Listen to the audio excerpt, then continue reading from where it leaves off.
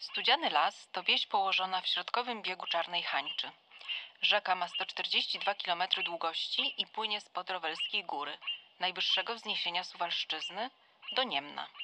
W górnym biegu Czarna Hańcza płynie wartko i przypomina górski potok, ale w Studzianym Lesie jej nurt jest już powolny, a rzeka tworzy zakola i płycizny.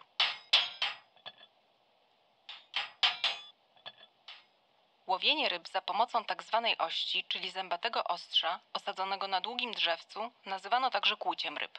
Technikę tę stosowano głównie do połowu ryb drapieżnych, jak szczupaki, sandacze czy sumy. Żelazne ostrza miewały różną liczbę zębów, przeważnie zaopatrzonych w zadziory, które zapobiegały zsunięciu się ryby.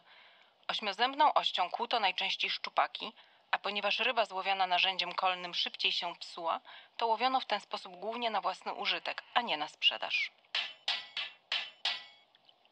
Na duże, drapieżne ryby polowano na płyciznach, przy szuwarach, gdzie tkwiły nieruchomo nad dnem, odpoczywając lub oczekując na okazję do polowania. Czółno, odpychane od dna za pomocą żerdzi, stanowiącej drzewce ości, płynęło niemal bezgłośnie, a wolny prąd nie utrudniał manewrowania. Rybę należało wypatrzyć pod wodą z takiej odległości, która nie pozwalała jej jeszcze zauważyć cienia nadpływającej łodzi. Długie drzewce ości umożliwiało rybakowi zadanie ciosu na odległość, zanim ryba dostrzeże niebezpieczeństwo.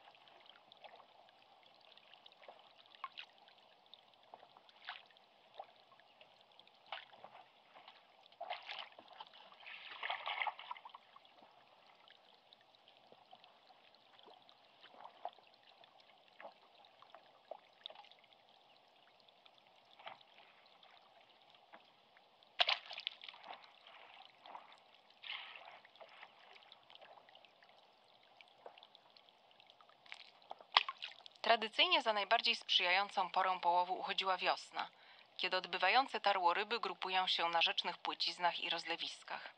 Jednak w czasie, gdy powstał ten film, większość gatunków była już objęta wiosennym okresem ochronnym.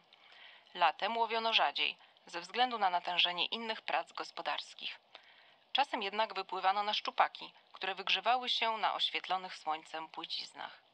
Za dobrą porą połowu uchodziła też późna jesień, kiedy zamierająca na zimę wegetacja umożliwiała lepszą widoczność. Wprowadzone w 1962 roku prawo wodne znacjonalizowało własność wszystkich wód płynących w Polsce, a ryby w tych wodach stały się własnością społeczną.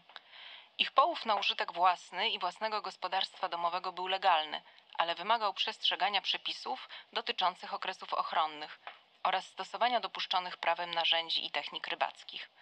Połowy narzędziem raniącym, w tym kłucie ryb, uznawano za kłusownictwo. Na potrzeby filmu zrealizowanego przez ekipę etnografów z Warszawy technikę połowu ością zademonstrowali rybacy ze Studzianego Lasu.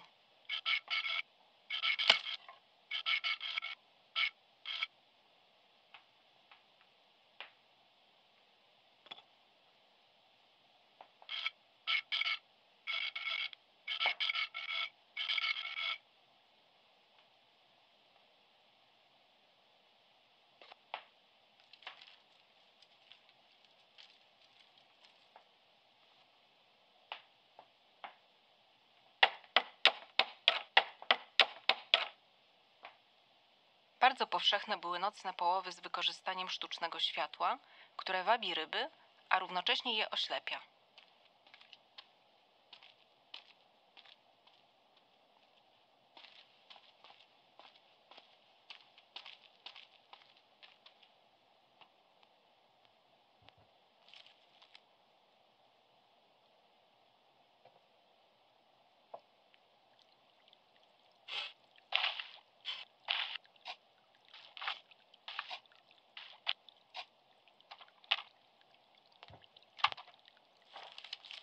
Przygotowane wcześniej łuczywo, czyli drobno porąbane smolne szczapy sosnowe, umieszczano w metalowym kaganku zamocowanym na dziobie czółna.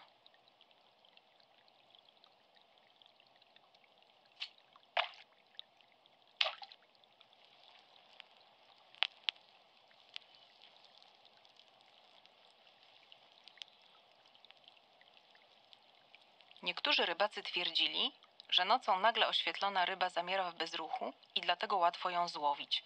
Łowiono zwykle tylko przy bezwietrznej pogodzie, gdyż gładka, niezmącona falami powierzchnia wody ułatwiała wypatrzenie i trafienie ryby.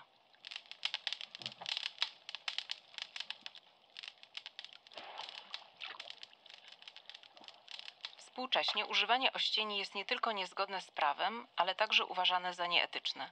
Wprowadzona w 1985 roku ustawa o rybactwie śródlądowym zaostrza zakaz używania niektórych narzędzi kaleczących, w tym ościeni. Do dyspozycji rybaków i wędkarzy pozostawiono sznury hakowe, pęczki hakowe, haczyki do wędki, harpuny i kusze.